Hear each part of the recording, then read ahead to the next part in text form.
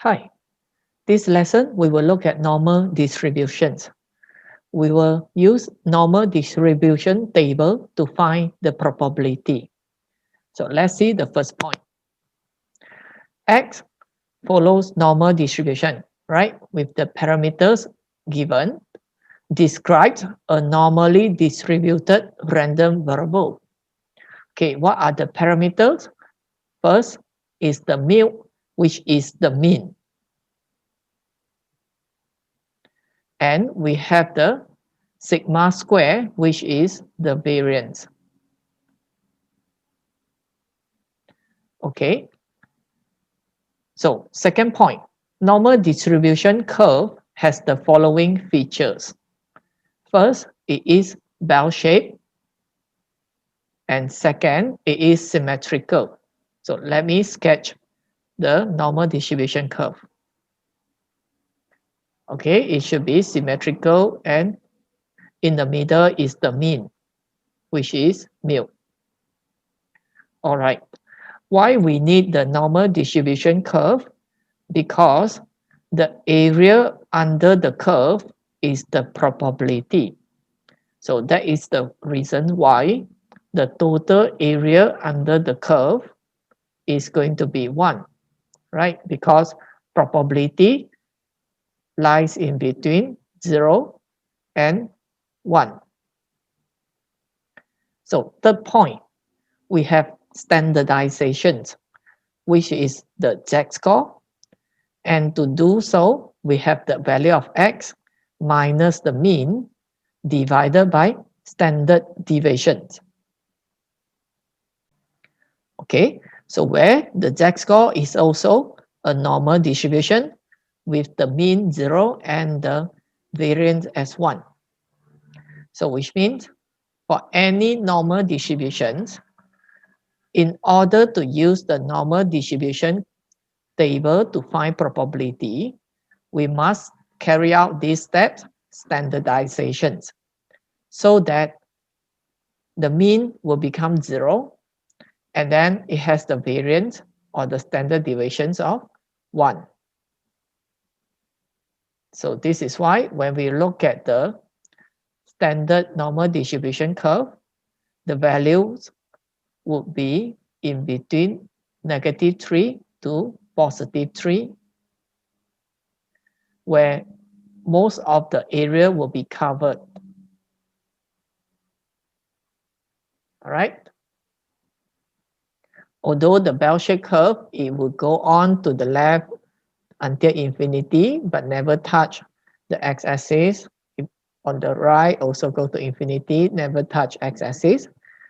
But when we have the standardized normal distribution,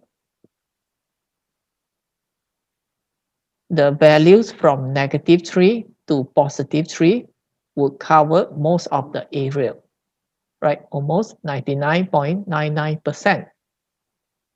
Okay, so let's see example 1. How can we use the standardization and then look at the normal distribution table to find probability?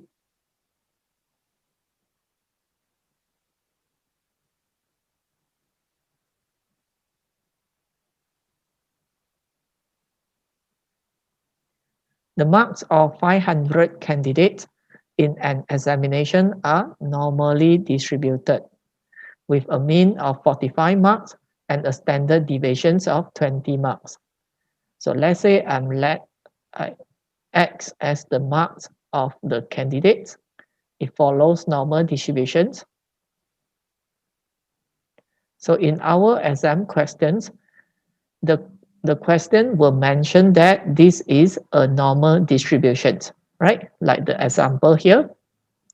Then we will try to write this info into this form. Okay, be careful that when we write in this form, the second parameter has to be the variance. So that's why when you are given standard deviations, you will have to put a square here, right? So that you get a variance. Okay, given that the pass mark is 41, estimate the number of candidates who pass the examination. So that means, first, we have to find out what is the probability that the candidate will pass the examinations, which is for the X to be greater than or equals to 41 mark, right? So the pass mark is 41. Okay, so that is where we are going to carry out standardizations. Okay, you see in the beginning, the marks is denoted as capital X. Now I write it down as the Z-score.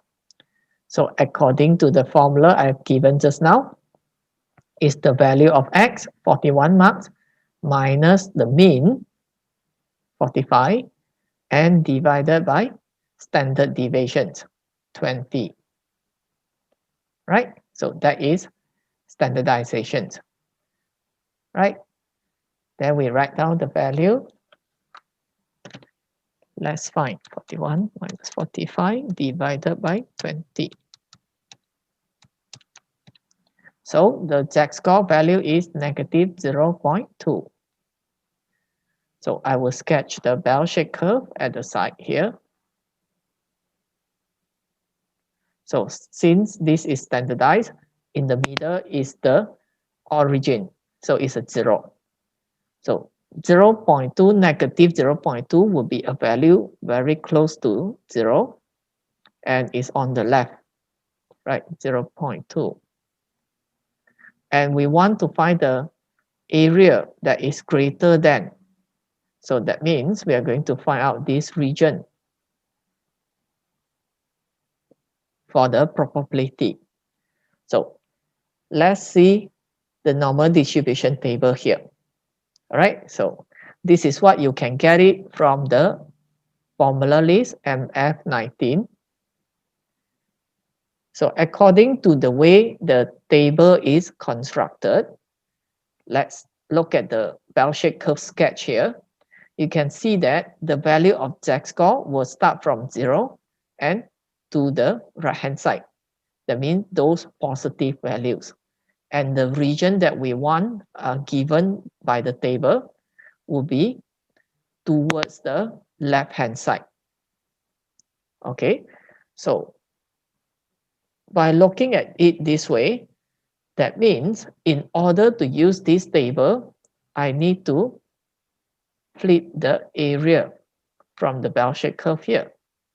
So don't forget, this bell-shaped curve is symmetrical. So in order to get the positive 0.2, then it should be lying on the right-hand side here, 0.2, and in the middle is 0. And the area that we want should be towards the left. All right.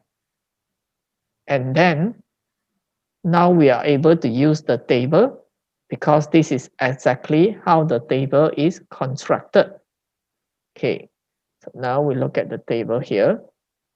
You can see that the Z-score value will be on the first column and the first row here, right? When the Z-score value is 0.2, that means it's 0.20. So look at their intersections, which is here. That is the probability we want, 0.5793. Right?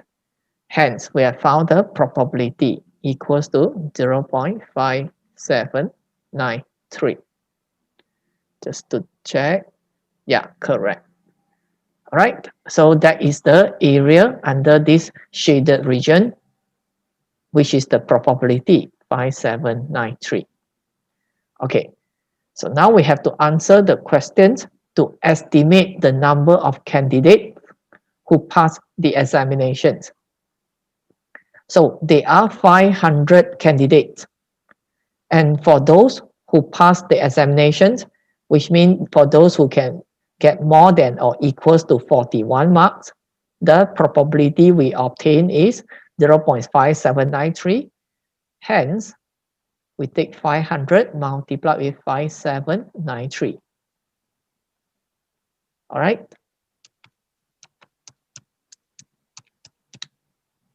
So we are getting 289.65. 289.65. So we estimate there are 290 candidates who passed the examinations.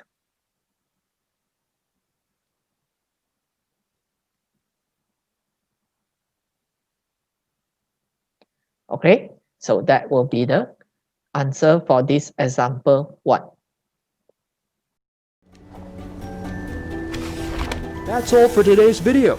If you're interested in more genuine sharing by other geniuses, please subscribe to our channel and don't forget to turn on the notification bell, ding dong.